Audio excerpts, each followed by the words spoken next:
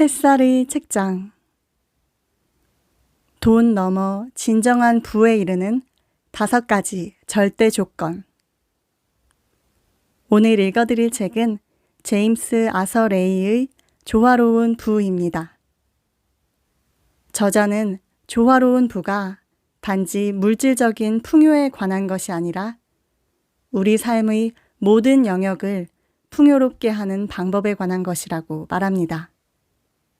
이 책은 우리 인생의 5가지 핵심 기둥을 소개하는데요. 재정적 기둥, 관계적 기둥, 정신적 기둥, 육체적 기둥, 그리고 영적 기둥입니다. 이 5가지는 상호 의존적이어서 기둥 중 어느 하나라도 약해지면 전체 구조의 균형이 조금씩 무너지기 시작하므로 자신의 약한 기둥이 무엇인지 파악하고 그동안 소홀히 여겨온 영역을 돌본다면 누구나 조화로운 부에 이를 수 있다는 내용입니다. 오늘 낭독해드릴 부분은 육체적 기둥 중 우리를 둘러싼 환경의 중요성에 대해 알려주는 우주는 질서를 좋아한다라는 장입니다. 품격은 한 번의 행동이 아니라 습관에서 나타난다. 아리스토텔레스. 당신의 환경을 먼저 개선하라. 아프리카, 인도, 몽골 부족 사람들이 가난하게 살면서도 아름다운 옷이나 보석으로 자신의 몸을 치장한다는 사실을 눈치챘는가? 사람들은 가난한 환경 속에서도 삶의 어느 한 면을 풍요롭게 표현하려는 본능에 이끌리는 것 같다. 음악, 이야기, 의식, 혹은 신체의 치장을 통해 사람들은 내면에서 느끼는 부를 외부로 표현하기를 갈망한다. 무속 전통에서 토착 부족들은 그들이 무언가를 선택하거나 창조하려고 한다는 것을 끊임없이 표현하기 위해 그들의 문화에서 부를 상징하는 물건들로 주위를 치장한다. 천장에 옥수수 껍질을 걸어놓거나 동물의 가죽, 제사 복장, 각종 시각적인 이미지들로 주거지의 내부를 장식함으로써 그들의 세계에서 훌륭함과 풍요를 상징하는 것들에 초점을 맞춘다. 당신이 성장할수록 미래에 받을 수 있는 능력도 함께 확장된다. 성장 속도를 높일 수 있는 최고의 방법은 진동을 높이는 것이다. 진동을 높이기 위한 최고의 방법은 당신에게 힘을 주는 것에 계속 몰두하는 한편 당신을 약하게 만드는 것을 피하는 것이다. 의지력은 나타났다가 사라지기도 하지만 당신을 둘러싼 환경은 언제나 존재하기 마련이다. 그것이 바로 당신의 관심을 사로잡고 올바른 방향으로 계속 집중하게 하는 촉발제를 늘 가까운 곳에 두어야 하는 이유다. 먼저 당신의 환경을 살펴보자. 스스로 이렇게 물어보라. 현재 나를 둘러싸고 있는 환경은 어떠한가? 늘 남을 지나치게 의식하는 아내의 태도에 대해 불평하는 고객이 있었다. 그는 내게 다음과 같이 불평했다. 친구를 집에 데려가기라도 할라치면 그녀는 친구들의 눈에 거슬리는 것은 없는지 집안 곳곳을 돌아다니며 살핍니다. 그녀는 마치 형사처럼 집안의 모든 사소한 잘못들을 들춰내기 시작하죠. 카펫에 묻은 얼룩, 소파에 난 구멍, 마당에 죽은 화초 등등. 그녀는 천박한 물질만능주의자가 되어 모든 것을 당장 뜯어 고치려고 합니다. 결국 부부싸움으로 이어지죠. 나는 그에게 이렇게 조언해 주었다. 당신의 아내가 그렇게 하는 것에 감사하세요. 뭐라고요? 그가 눈을 부릅뜨며 말했다. 제 딴에는 정신적 스승이라고 여겼던 사람에게서 기대했던 것과는 너무 다른 대답이 나왔기 때문이다. 그는 아름다운 성장이 부를 가져다 준다는 것을 아직 이해하지 못하고 있었다. 잘 정돈되고 완전하게 기능하는 환경은 우리의 삶에 우리가 선택한 것을 끌어당기기 위한 성장의 발판을 마련해 준다.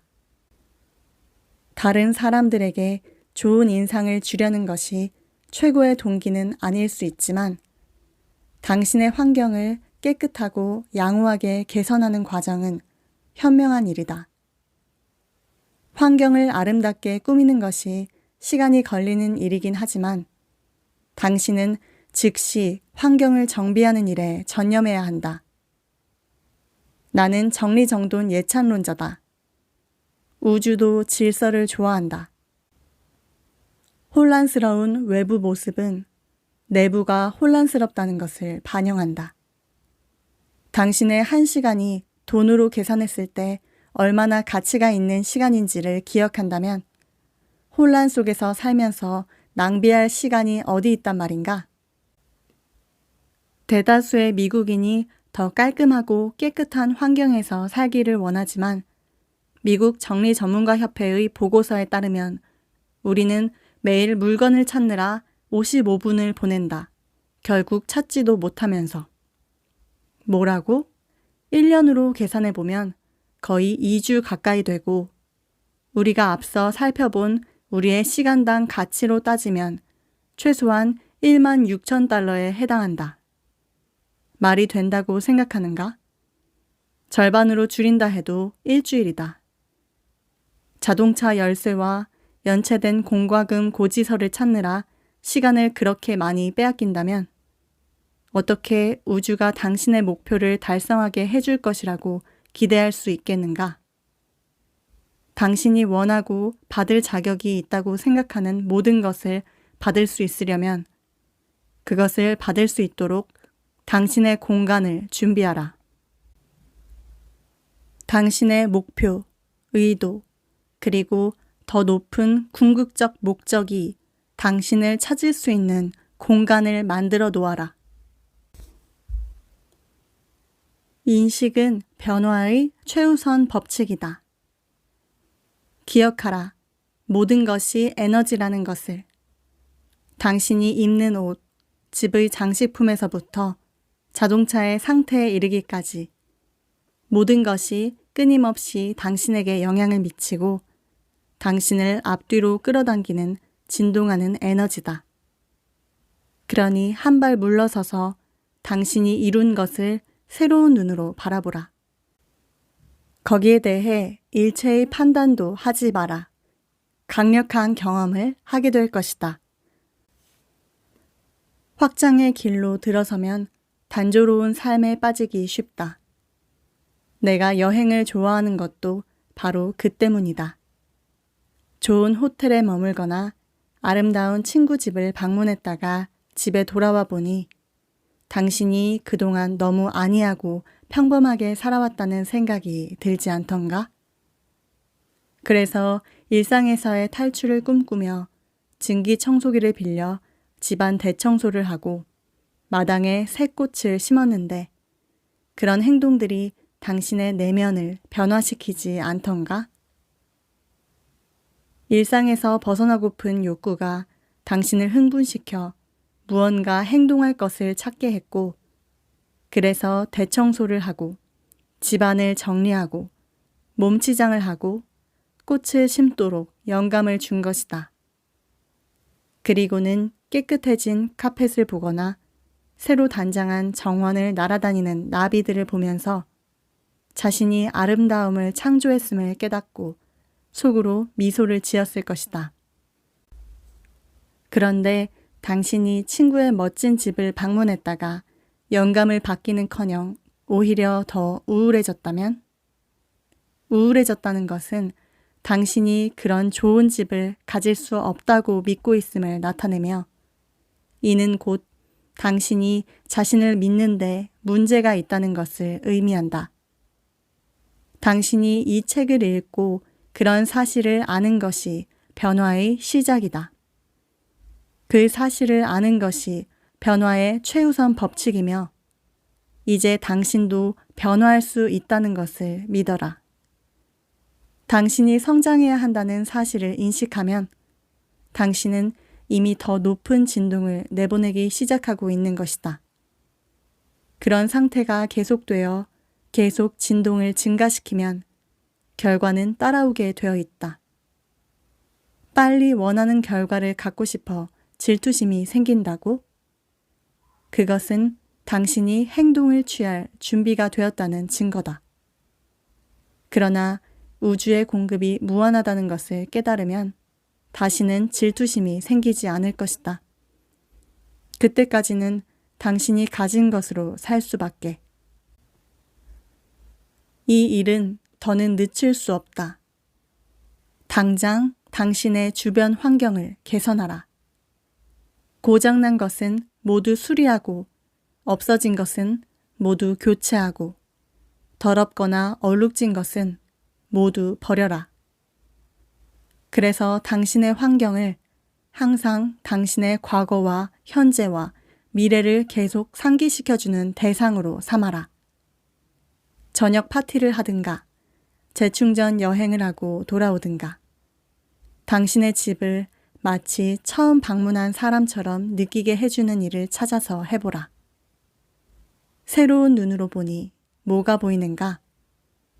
이제 당신의 집이 오래전부터 당신이 키워온 가치관과 열망을 상기시켜주고 강화해주는 대상이 되었는가?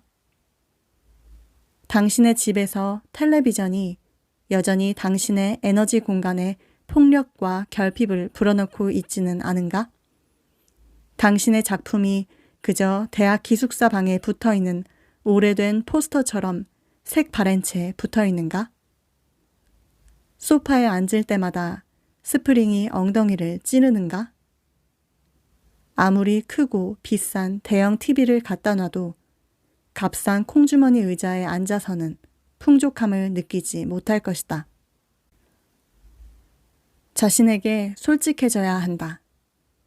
당신의 주변 환경이 당신이 의식적으로 선택한 생활 방식을 그대로 반영하고 있는가? 만약 아니라면 당신은 진정한 부를 창조하고 끌어당기기 위한 진동을 내보내는데 어려움을 겪을 가능성이 높다. 양보다는 질이 항상 우선이다.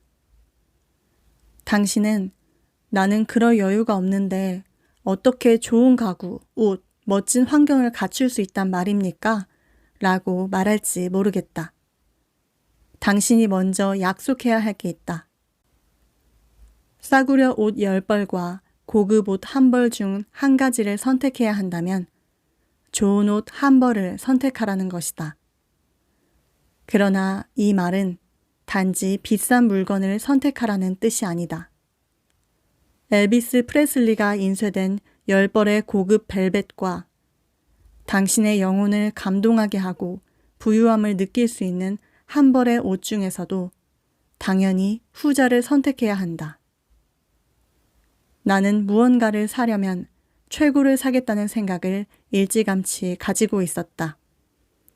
물론 최고라는 경험이 당신의 현재 상황과 관련된 상대적인 개념이라 해도 그것이 당신이 주눅들 이유가 될 수는 없다. 당신이 어떤 물건을 살 여유가 없다고 생각한다면 그것은 당신이 충분히 창의적으로 생각하지 않기 때문일 수도 있고 어쩌면 노력을 하고 싶지 않기 때문일 수도 있다.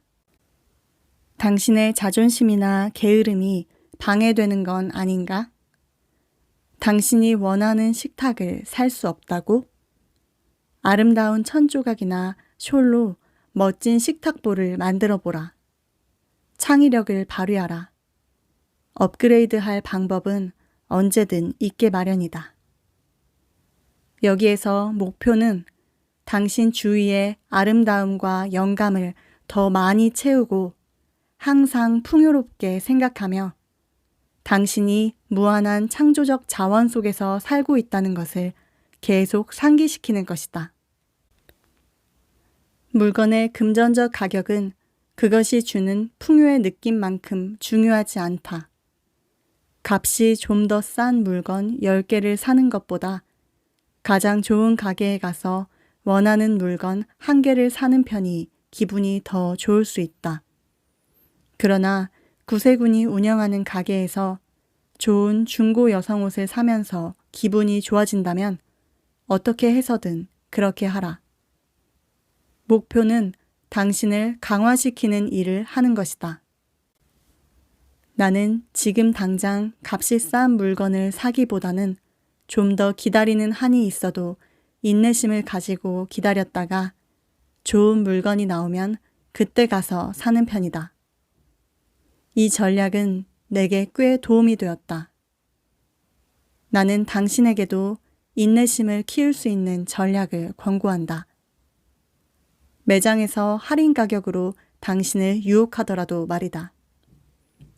항상 지금을 고집하는 참을성 없는 성격은 부를 창출하는데 큰 장애물이다. 인내심을 가지고 나중을 기다리는 사람이 되기로 하여라. 당신에게 유리한 것을 찾아라.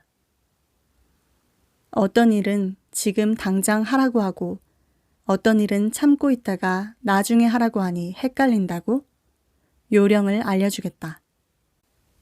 주변 환경을 정비하고 깨끗하게 정리하는 것은 가능한 한 빨리 해치운다. 그래야만 당신 세계의 모든 것이 최고의 주파수로 진동하고 당신도 최고의 주파수로 진동을 보낼 수 있다. 반면 새로운 것에 대해서는 인내심을 갖는 것이 좋다. 나는 당신의 육체적 목표를 가능한 빨리 실현하는 방법을 보여주려고 한다. 당신이 방심하지 않고 환경을 아름답게 가꾸는데 계속 전념하는 한 당신의 변화는 충분히 신속하게 이루어질 것이다. 예를 들어 당신은 하고자 하는 일에 따라 어떤 일은 지금 당장, 어떤 일은 나중에, 그리고 또 어떤 일은 더 나중에라는 식의 접근 방법을 고려할 수 있다. 어떤 물건을 사려고 고민하는 경우 그 물건을 꼭 지금 사야 한다는 느낌이 드는지 스스로 물어본다. 그런 다음 그 대상의 수명 동안 어떤 느낌이 들지 물어본다. 예를 들어 당신이 값비싼 자동차를 사고 싶다고 하자. 지금 당장 그 차를 사고 싶은 마음은 굴뚝 같지만 몇 달도 안 돼 할부금을 걱정할 것이라는 생각이 든다면 그것은 좋은 결정이 아니다.